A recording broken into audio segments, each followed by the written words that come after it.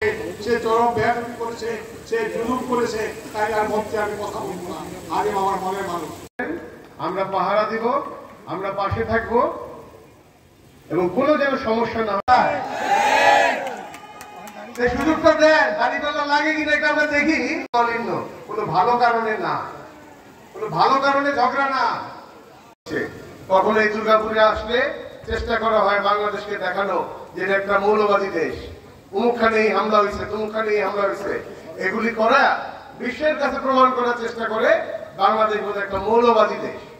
এই দেশে আমাদের হিন্দু ভাইরা শান্তিতে নাই, ভালো নাই।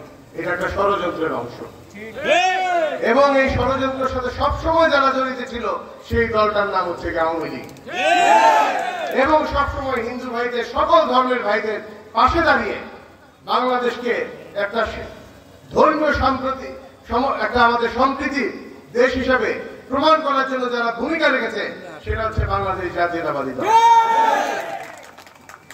সংখ্যালঘু সংখ্যাগুরু এই তত্ত্ব বিএনপির মধ্যে নাই। কোন সংখ্যালঘু বলে কিছু আমরা বিশ্বাস করি না। আমরা সবাই বাংলাদেশী, আমরা সবাই এই বাংলাদেশের নাগরিক। আমাদের সকলের অধিকার সমান, ধর্মীয় অধিকার, কর্মের অধিকার, জীবনযাত্রার অধিকার, সবকিছুতে আমরা সমান। এবং ভারতীয় বন্ধুগণ, যে স্বপ্ন নিয়ে আমরা বাংলাদেশ 1 বছর আগে স্বৈরাচার বিদায় করেছিলাম, আমাদেরকে নতুন বাংলাদেশ গড়তে হবে। সেই নতুন বাংলাদেশ গড়ার লক্ষ্যে আমাদের দলীয় ভারপ্রাপ্ত চেয়ারম্যান সাহেব তারেক রহমান সাহেব 31 দফা উনি প্রণয়ন করেছেন, আপনারা জানেন। এই 31 দফার আলোকে বাংলাদেশ সামনে তার অভিষ্ট লক্ষ্যে পৌঁছে যাবে, এটাই উদ্দেশ্য। স্বর্গীয় শ্যামাচরণ